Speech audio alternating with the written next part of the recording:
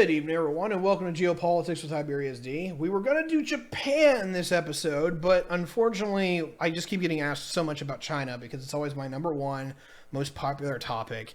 And largely just after stream, everyone wants to talk about Taiwan. So basically my personal hero, Peter Zeihan, has talked about Taiwan very recently in a video that I want to go over a little bit, and I want to add my own commentary to it and talk about Taiwan in a general sense about what's going on, what the situation is, and where it goes from here. And so we'll be watching a little bit of a video regarding that, and we'll be going into depth. And of course, if you want to ask questions in chat, we can definitely do that. We'll be getting to that here in just a moment. But yeah, without further ado, we're going to be talking about Taiwan and this particular wonderful video from Peter Zeihan explaining what's going on. So Peter, hopefully you don't mind jacking a little bit of your content here, because there's some of it I absolutely agree with that I wanted to underline because you said it better than I could, but there's also a few things I want to push back on. So without further ado,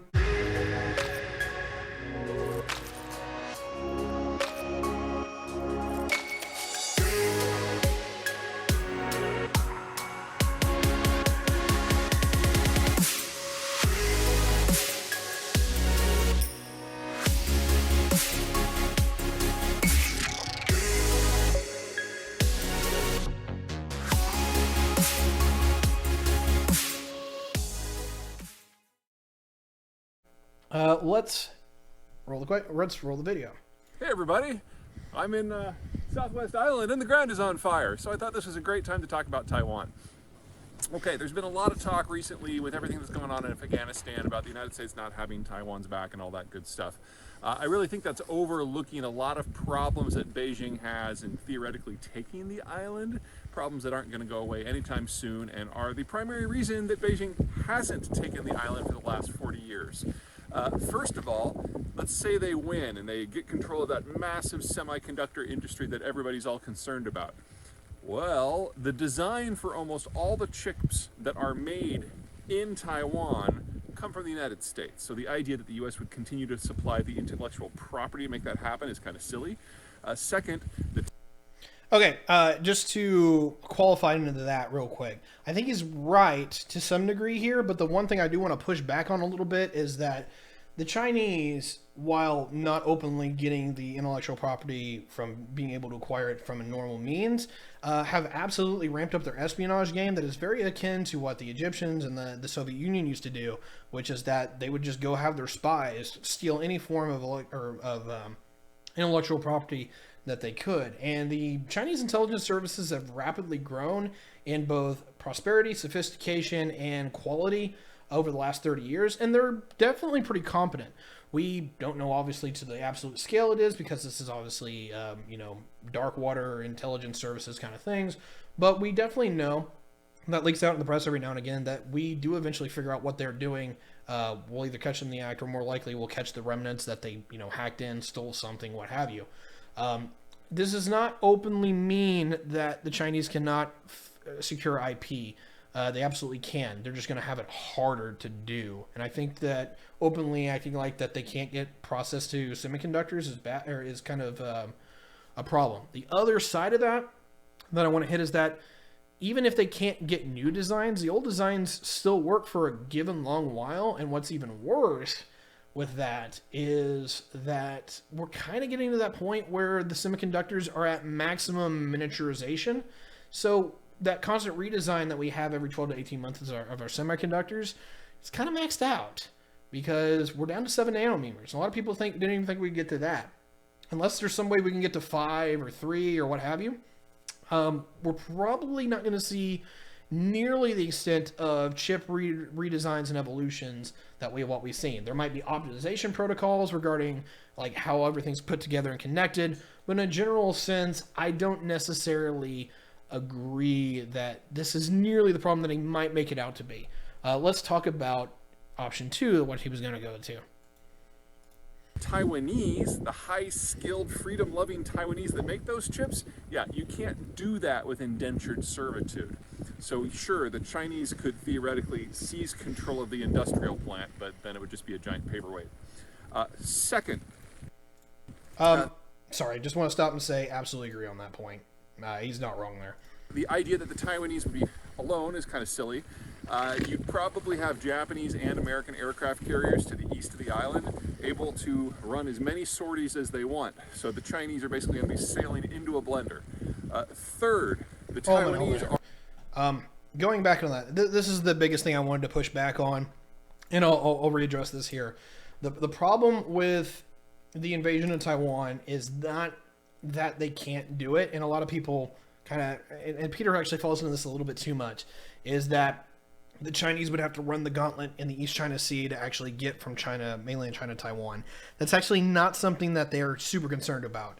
The American submarine force, largely dealing with attack submarines, could really be a hurt here, but any other major weapons platform is largely subject to being detected by the Chinese military to some degree or another, whether it's radar, AWACS, just literally spotting, to where the Chinese weapon systems can be launched at them and there's enough material there to sink them. What he is correct about is that the carriers and whatnot can operate outside of the detection radius and to some degree the weapons platform radius, outside of like the long range ballistic missiles that they might be able to hit carriers with.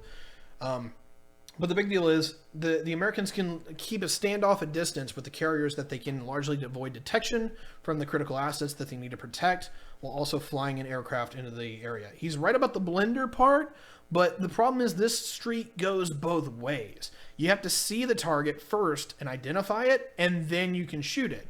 And the problem with beyond visual range, the visual range weapons is that no longer is the battle nearly as much about hitting the target, nearly as much as is finding the target, identifying it, and keeping it locked on sensors long enough for it to get hit. Because whatever you are looking at to hit your target, that target probably can see you, or another asset nearby can see you. And so basically, once you fly into the umbrella that the Chinese weapon systems and sensor systems make, you are a massive target. It doesn't matter if you're an E3 Century aircraft that's been deployed from the carrier, or you are basically any tactical asset in the area as an F-18 Hornet.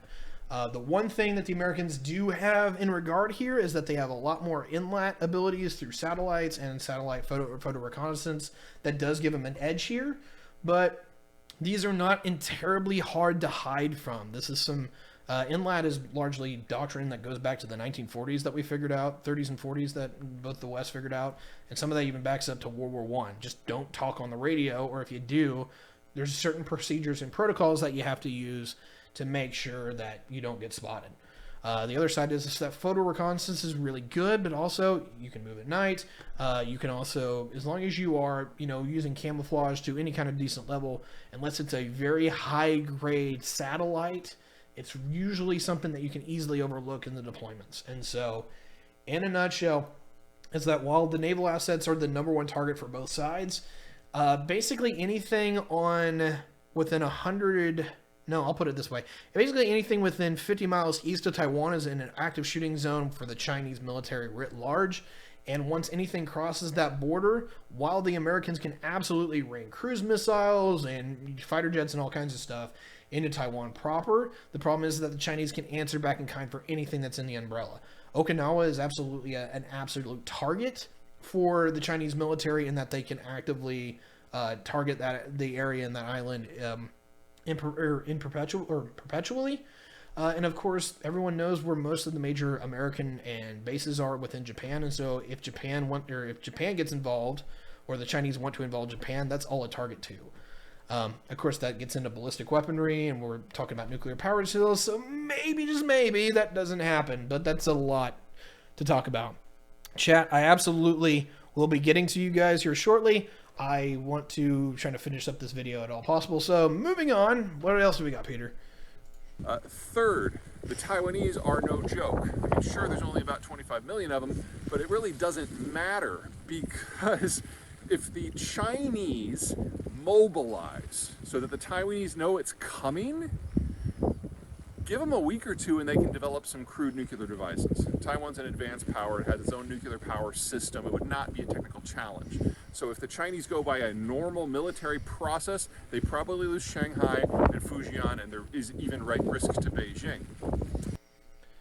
He might have some more details there, but I'm going to talk about that. I absolutely agree in the nutshell that if it becomes a prolonged, dragged out thing where the Chinese are pretty much not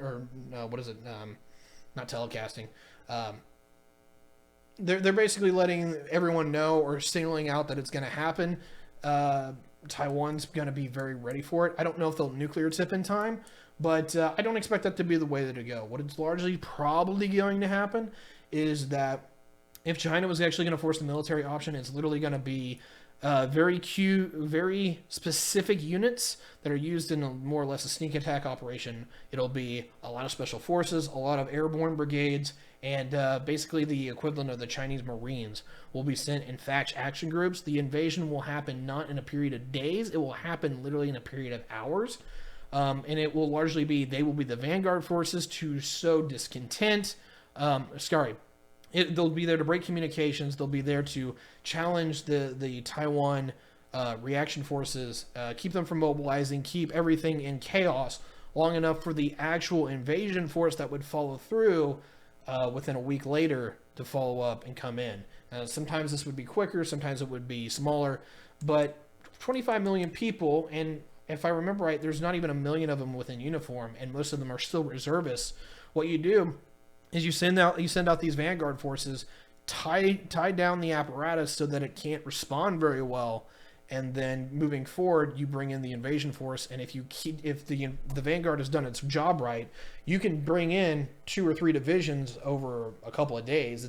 You need shipping, but you don't need a hell of a lot of shipping to do that, compared to a massive amphibious invasion that we saw in World War II. You can conquer the island in the better part of a week. Maybe 2. The topography is absolutely terrible, so the Taiwanese can hunker in, but the major metropolitan areas and the major seaborne areas that are the critical assets that the Chinese are going to want to have, you can take that within a week easy and occupy it with sufficient forces to knock out both the ROC army and tie down any kind of response that the Americans are going to be able to deploy in the same amount of time. Moving forward. So they'd have to do it from a cold start and then just throw people in the hundreds of thousands into fishing boats and do a mass sailing across. You're talking about casualties at least in the hundreds of thousands. So the military consequences for doing this are huge. And then again, let's assume that they win. Well, then what? The Chinese economy is completely dependent upon the import of raw materials, especially energy, and the export of finished goods as part of a supply chain to the wider world. Sorry, I want to hit it with that and just say that I agree with the first, or I hate it, or absolutely disagree with the first part. I absolutely agree with the second. And I think I already made my point with that, is that this is going to be, instead of like loading people up on shipping vessel or fishing boats, I don't think that would be the case.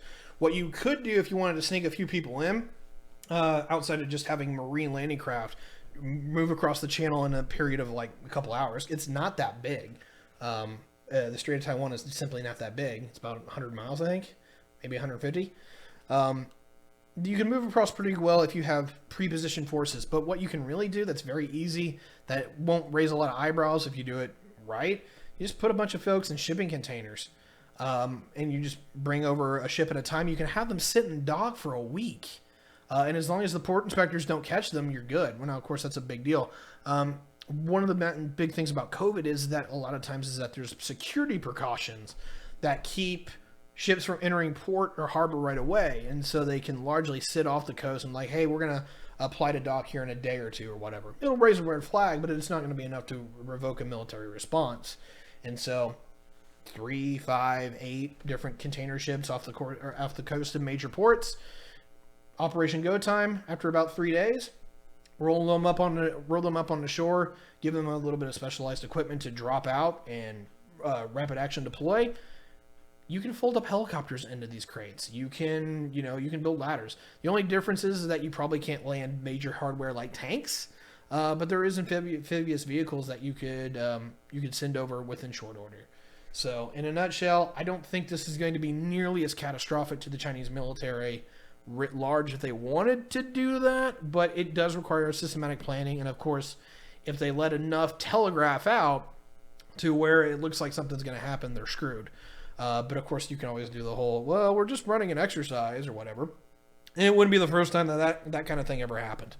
So yeah, before that, absolutely disagree with Peter on that one. That can go over way better for the Chinese than he's making it out. The second part of that, he's absolutely correct on. The Chinese are a export-led economy and an import-led manufacturing base. They cannot be a part of the wider world, or they cannot cut themselves off from the wider world. So they're going to have to figure out how to enact with China without, or I'm sorry, enact this combat operation with Taiwan without ever pissing off everybody. And of course, if Taiwan gets invaded, Japan's not going to play ball, the Americans aren't going to play ball, and most of the West isn't going to play ball. So who's left? The Russians? Maybe, but that's not enough. Most of the exports that China has goes to the West. And so that more or less is economic and political suicide for them. And so that is the hard liar that I want to point out. And I think Peter's largely hitting on that as well, is that is the number one reason why there's probably not going to be a conflict, is that China cannot take that internal economic shock. And as bad as it would be for the West, it would be systematically worse for China. It's way more of an export-led economy. There's a few countries in the West that would be on the chopping block because they interact with China so much. Germany, as an example. But most countries are more involved with each other in the Western world than they are involved with China writ large. It would cause a recession. Let's not play games here. But there's only about 3 countries that would go into depression, and half of them are already near it anyway. So anyway. Chat, I still see that you guys are posting up. We'll get there here shortly. Let's move to some more comments, and hopefully we'll be done with this before too long. War would destroy the supply chain, and it would easily break up any sort of access they have to resources the world over. So you're talking about 70 to 80% of the oil inputs suddenly becoming unavailable. All the United States or Japan or Vietnam or India would need to do is have a few destroyers in either the south part of the South China Sea or the Indian Ocean, and all the energy flows from the Persian Gulf are done. So from an economic and strategic point of view, an invasion of Taiwan is national suicide for the Chinese. Does that mean I think it's impossible? No. If you guys have been following my work, the Chinese are facing a simultaneous demographic collapse, financial crisis, cult of personality, political mess. I'm sure there's a word for that. And a supply chain system that is completely vulnerable to decisions that are made by countries beyond the horizon that the Chinese can't influence. So largely, I said this as it was anyway, but granted, a lot of opinions that Zeihan has, I have as well, and I try to beat him to the punch because obviously he has a lot more clout. But in a large degree, yeah, national suicide to a large degree. This is not something I worry about or I don't sleep about at home at night. What I do want to talk about that I don't think that he really is referencing this. Granted, it's another subject. If China is going to go to war with anybody, it's actually going to be India declaring war on them over water rights over Tibet in northern India. And that is something that I do have a little bit of trouble sleeping at night because I don't want to see 2 nuclear powers go at it in that fundamental way. And of course, that's a little bit off topic, but that's where my attention goes to. Let's finish up this video. And if you guys are not familiar, this is Peter Zeihan. He's kind of my I don't know if you would call it role model or personal hero, but I like him a lot. He's the one that actually got me into doing this kind of work, where I'm studying in economics and political science, trying to understand the development of economics, and kind of, in some ways, following in his footsteps. Great dude. Go check him out. Zeihan. Easy way to find him. There's a Zeihan.com. You can find all his work there. And he's got plenty of talks on YouTube and other things that you can definitely track down. So wonderful dude. Go check him out. And let's finish this video, and we'll be talking about it here in a second. They are in their witching hour already. So the logic would be, if you throw 1 million people at Taiwan, even if you lose, if you choose the time and place of the conflict, you can generate a nationalist impulse that might allow Chairman Xi to persist and the Chinese Communist Party to continue to exist in an environment of demographic, financial, and economic collapse. So the reason you would do it is to pick a fight so that you could choose when it happened. That's really the only reason to do it. So no, I don't find it likely. I don't think the American withdrawal from Afghanistan changes the strategic calculus one iota for either the Taiwanese or the Chinese or the Americans or the Japanese. It's a null issue. If anything, I think of the American withdrawal from Afghanistan kind of like when Reagan ordered the withdrawal from Lebanon back in the 1980s. We forgot about it in 2 weeks. And a lot more Americans died in the final weeks of our presence in Lebanon than have died in Afghanistan. It's like 250 people versus the 13 we've had so far.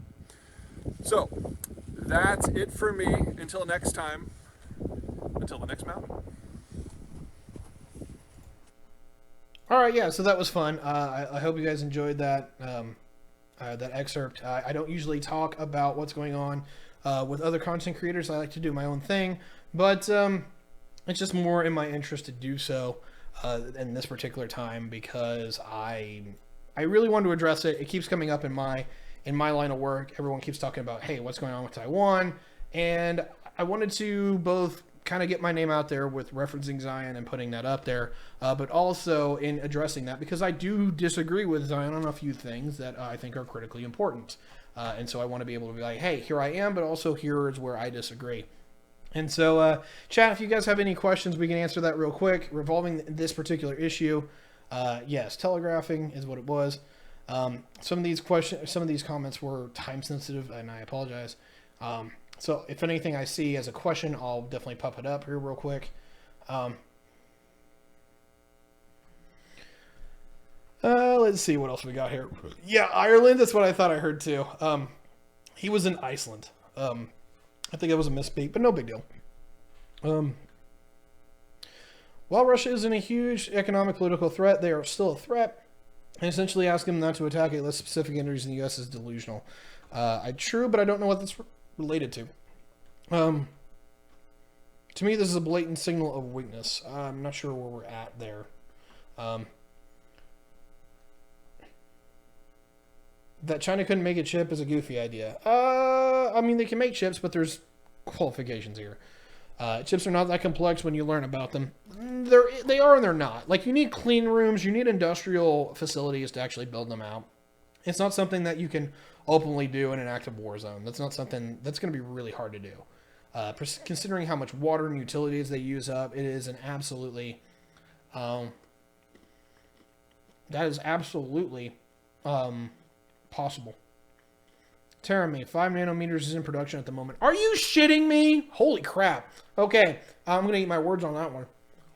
I'm amazed that they got down to 5. Okay, apparently that theoretical limit has been blown. Cool. You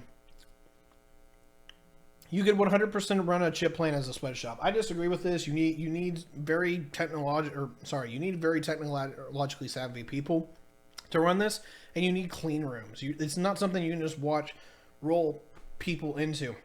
You have to know what you're doing, and on top of that is that you have to be when the silicon is baking and whatnot, you cannot allow impurities into that system. Whether it's just simple dust, dirt, what have you, it will corrupt the chip. Projectors being locked in a photosensitive conductive. Still looking. Got chip brain.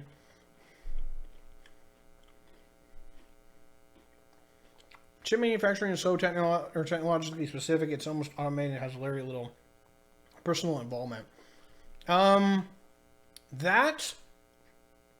is true to some degree. Granted, you guys are a little bit more, Wes, you're a little bit more expertise on this, so I might have to interview on that, but Peter usually knows what he's talking about too. This sounds like mutual destruction between China and Taiwan. It kind of is, but more destruction for China, actually, in the long term. Short term, Taiwan gets fucked. Putting guns on boats is the thing? True. In a brawl between the U.S. and China, there would be some wonder weapons I don't think any normal person could predict. I doubt it. Unless, like, U.S. has some secret, like, space weaponry and whatnot, I'm not terribly worried about it. I cannot say that. El Imperador, welcome to the crew. Let's see. I agree if they have no chance. Okay. I'm such a weeb for China. I just want them to be cool. Okay. China can set it up where there's large cargo ships call on major ports in Kaohsiung on the dock instead of cargo. PLA mechanized forces roll off the ships. Literally said that in the last video that we did. Viceroy Xerxes, so glad that we're on the same page. That, or either I did it in this one too. Don't remember. Anyway, absolutely. My guess is that China will make nice with the Taliban and later build an oil pipeline to Iran. Getting that through the mountains is going to be a massive problem. That usually pops the... Usually when you build oil pipelines through that level of mountains, usually the pipeline will burst and pop pretty consistently. It's amazing that the Alaska pipeline has been as good as it is. But Iran has definitely had a lot of problems with their pipelines. China and Afghanistan might really be in that good.